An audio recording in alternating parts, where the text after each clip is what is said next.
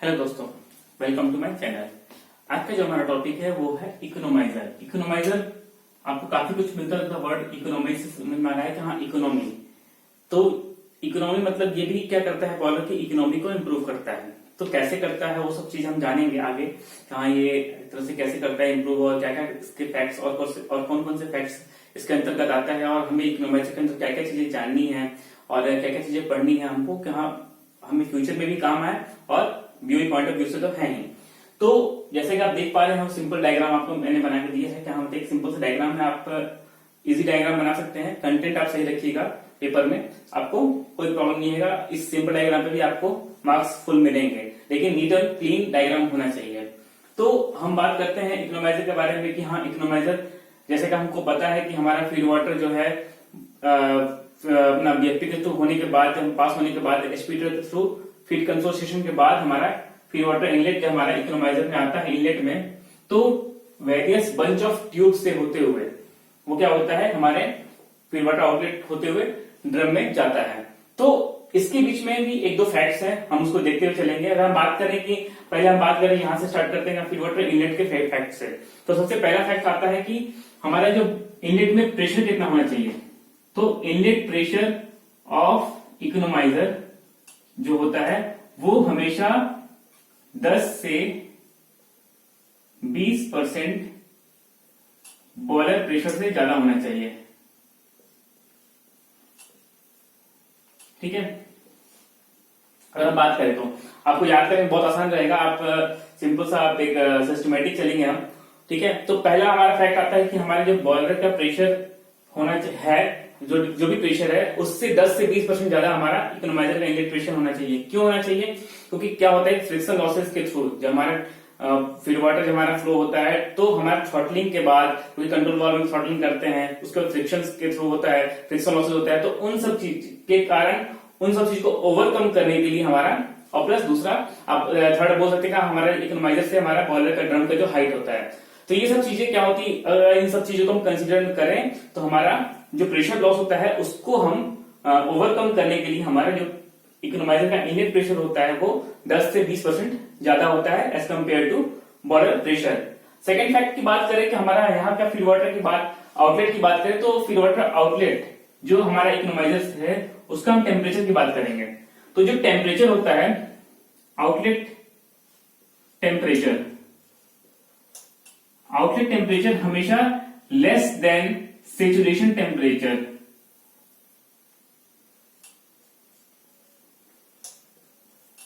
Saturation temperature of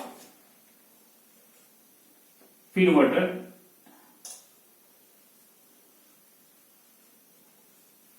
eight corresponding pressure, जो भी corresponding pressure है उसके रिस्पेक्ट में हमारा जो सेचुरेशन टेम्परेचर होता है उस टेम्परेचर से कम हमारा होना चाहिए आउटलेट का टेम्परेचर। तो उसी को हम बोलते हैं नॉन स्टीमिंग टाइप इकोनॉमाइजर। ठीक है, तो हमारे जितने भी आपको बात करें इकोनॉमाइजर हमारे प्लांट्स में हैं वो नॉन स्टीमिंग टाइप इकोनॉमाइजर हैं।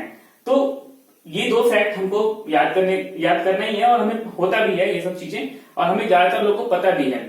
अगर स्टीमिंग होता है तो अगर हम स्टीमिंग होती है, अगर मान लीजिए कि हम टेम्परेचर ज्यादा ना रखे, सेचुरेशन टेम्परेचर के आसपास रखे, हम बात करते हैं कि सेचुरेशन टेम्परेचर के पास रखेगा हमारा जो है 1-2 डिग्री प्लस में हो, उस कंडीशन में क्या होगा, उस कंडीशन में क्या होगा कि अगर हमारा प्रेशर, बॉयलर का प्रेशर किसी भी तरीके से, किसी भी रीजन से थ्रॉटलिंग होने की वजह से ड्रॉप होता है, या रिस्ट्रिक्ट होने की वजह से, या फीड वाटर के डिमांड कम होने की वजह से रिस्ट्रिक्ट होता है, तो वहां पर क्या होगा कि स्टीमिंग होगा, और स्टीमिंग होने की वजह से क्या होगा कि हमारा जो फीड वाटर ऊपर साइड में है वो वहां पर प्रेशराइज करेगा और बैक में आएगा, और वो बहुत ज्यादा वाटर हैमर क्रिएट करेगा। इसकी वजह से हम क्या करते हैं कि नॉर्मली हम 10 degree centigrade, minimum 10 degree centigrade का डिफरेंस रखते हैं, सेचुरेशन टेम्परेचर से कम रखते हैं।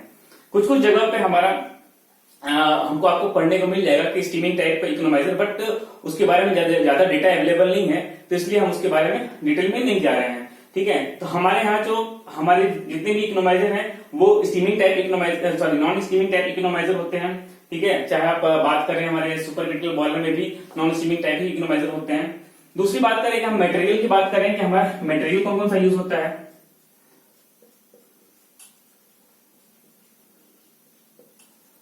मटेरियल में बात करें तो सबसे मोस्ट कॉमन मटेरियल जो है हमारा है वो कार्बन स्टील है।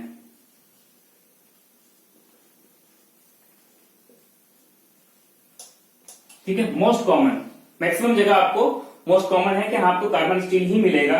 कुछ कुछ जगह एलॉय स्टील मिलेगा,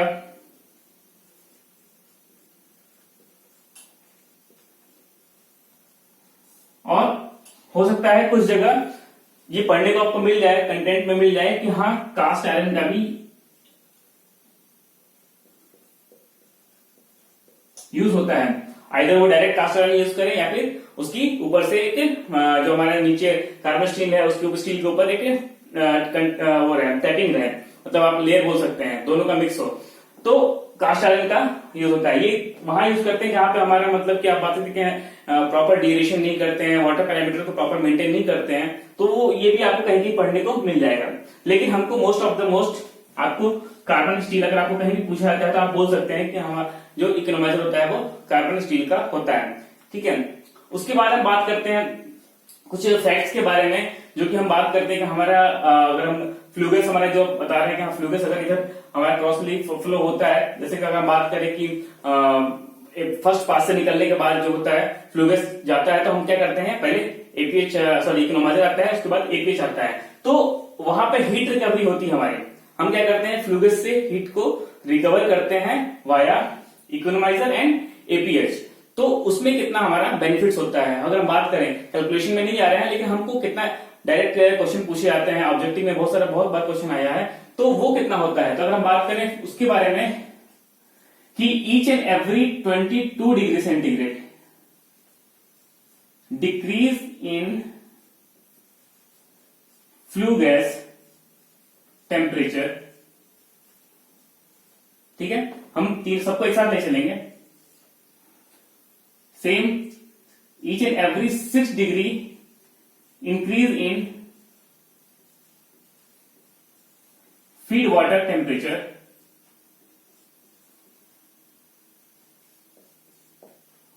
and third each and every 20 degree centigrade increase in air temperature.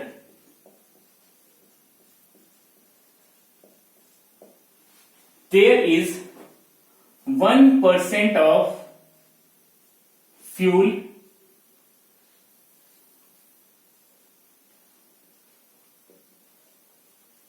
Saving. ठीक है, तो आपको याद करने में बहुत आसानी होगी कि हाँ हमारा 22 डिग्री सेंटीग्रेड अगर फ्लूगस का टेम्परेचर डाउन होता है, अगर हमारा फ्लूगस टेम्परेचर 650 का है और 650 हमारा सीधे आप बोल सकते हैं कि हाँ मतलब 650 के बाद हमारा एपीएच के इकोनोमाइजर में आने के बाद वो 50 डिग्री या 150 डिग्री सेंटीग्रेड डाउन होता है, तो हम 22 डिग्री से डिवाइड करके बता सकते हैं कि हमारा कितना फ्यूल सेविंग हमारा इकोनोमाइजर ने किया। सेम अगर हमारा एपीएच होता है तो उसमें कितना हमारा फ्यूल सेविंग हुआ हमारा, या तो हमारा एयर टेम्परेचर हमारा अगर 20 डिग्री के हिसाब से निकाल ले तो एक थंब रूल है, और फीड वाटर टेम्परेचर अगर हम फ्लूगस टेम्परेचर नहीं निकाल पा रहे हैं या फिर नहीं हमको दिया हुआ है टैपिंग, तो हमारा कितना टेम्परेचर हमारा इकोनोमाइजर में इंप्रूव हुआ, फीड वाटर टेम्परेचर कितना इंप्रूव हुआ, each and every 6 degree centigrade temperature पे हमारा 1% ऑफ फ्यूल सेविंग होता है। तो 1% ऑफ फ्यूल सेविंग काफी ज्यादा होता है। अगर हम बात करें कि हमारा रोज का अगर 1000 टन का कंजप्शन है तो 10 टन का हमारा लगभग रोज का सेविंग 1% की बात करें तो बाकी हमारा ज्यादा होता है। तो ये फैक्ट्स होता है, ये फैक्ट्स है, ये आता है हमारा, बहुत बार आता है क्वेश्चंस में, डायरेक्टली ऑब्जेक्टिव में पूछ लिया जाता है, तो हमने इसको एक जगह पे समराइज कर दिया है। बात करें इसके बाद अगर हम बात करें कि जो हमने बोला था कि हाँ स्टार्टिंग में क्वेश्चन पूछा था आपसे कि अगर हमारा पूछा जाता है कि हमारा इकोनोमाइजर एपीएच से ऊपर क्यों होता है, तो इसको समझने के लिए सबसे सिंपल तरीका है कि हम स्पेसिफिक हीट से समझते हैं। अगर हम बात करें कि स्पेसिफिक हीट ऑफ वाटर वो कितने होती है, 4.2 किलो जूल पर केजी केल्विन। सेम अगर हम बात करें कि स्पेसिफिक हीट ऑफ एयर वो बात करें तो 0.991 किलो जूल पर केजी पर केल्विन। यानी कि जो स्पेसिफिक हीट ऑफ वाटर है वो लगभग 4.2 to 4.3 टाइम्स ज्यादा है हमारा एयर से। तो दोनों के मटेरियल लगभग हमारे क्या होते हैं, कार्बन स्टील के होते हैं। तो कार्बन स्टील की लिमिटेशंस होती हैं कि हमारे जो कार्बन स्टील की लिमिटेशन है कि हम 430 450 डिग्री सेंटीग्रेड तक मैक्सिमम हम 430 डिग्री सेंटीग्रेड तक ले जाते हैं।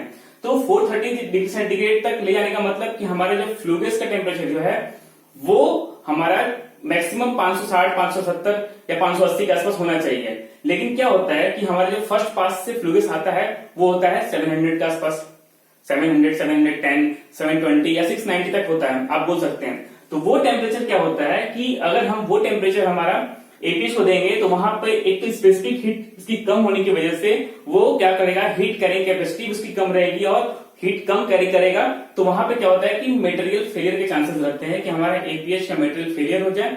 तो हम क्या करते हैं कि पहले हम इकोनोमाइजर रख देते हैं। वो क्या करता है कि बहुत ज्यादा हीट कैरी करता है और वहां पर हमारा मेटल टेम्परेचर डाउन हो जाता है और आगे जो टेम्परेचर मिलता है हमको वो 550 560 के आसपास हमारा जो इकोनोमाइजर का आउटलेट जो फ्लू गैस का टेम्परेचर होता है वो 580 या बिलो 580 हो जाता है और हमको लगभग जो इसकी क्राइटेरिया है हमारा कार्बन स्टील की वो हमको फुलफिल हो जाती है। तो ये एक हमारा बोल सकते हैं कि हाँ काफी अच्छा क्वेश्चन है और पूछा जाता है कि हम क्यों करते हैं। तो अगर हम बात करें कि दो इकोनोमाइजर या दो एपीएच है तो हम क्या करते हैं, पहले इकोनोमाइजर फिर एपीएच फिर इकोनोमाइजर फिर एपीएच करते हैं। तो हम अल्टरनेट डाल देते हैं जिससे कि हमारा क्राइटेरिया भी फुलफिल हो जाए और एयर टेम्परेचर भी जो हमको चाहिए वो मिल जाए, क्योंकि हमको एयर टेम्परेचर भी हमारे लिए डायरेक्टली बेनिफिट क्रिएट करता है हमारे बॉयलर के कंबस्टन में। तो ये एक हमारा थ्रू आउट हुआ कि इकोनोमाइजर में क्या क्या होता है, कैसा सा होता है, स्टीमिंग टाइप हमने पढ़ा। और एक होता है कि कंडेंसिंग और नॉन कंडेंसिंग टाइप इकोनोमाइजर। जो टाइप्स की बात करें कि इकोनोमाइजर कितने तरह के होते हैं, तो हम पहला जो होता है नॉन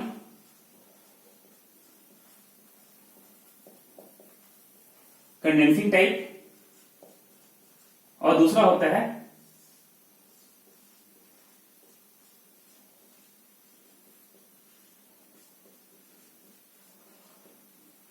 कभी भी पूछा जा सकता है कि कंडेंसिंग टाइप और नॉन कंडेंसिंग टाइप इकोनोमाइजर में डिफरेंस क्या होता है। तो हमारे यहाँ जो मैक्सिमम इकोनोमाइजर यूज किया जाता है वो नॉन कंडेंसिंग टाइप यूज की जाती है और कंडेंसिंग टाइप बहुत कम यूज की जाती है। तो दोनों में डिफरेंशिएट कैसे करेंगे और दोनों को कैसे एक्सप्लेन करेंगे, तो इसको एक्सप्लेन करने के लिए हम बताएंगे कि एसिड का ड्यू पॉइंट टेम्परेचर, वहां से हम इसको एक्सप्लेन कर पाते हैं कि क्या होता है कि हमारे यहाँ अगर हम बात करें तो हमारे यहाँ एसिड ड्यू पॉइंट टेम्परेचर की लिमिटेशंस होती हैं कि हमारा जो फ्लू गैस आउटलेट टेम्परेचर होता है वो एसिड ड्यू पॉइंट टेम्परेचर से एबव होना चाहिए कि हम मिनिमम 125 130 के आसपास रखते हैं टेम्परेचर फ्लू गैस का आउटलेट टेम्परेचर।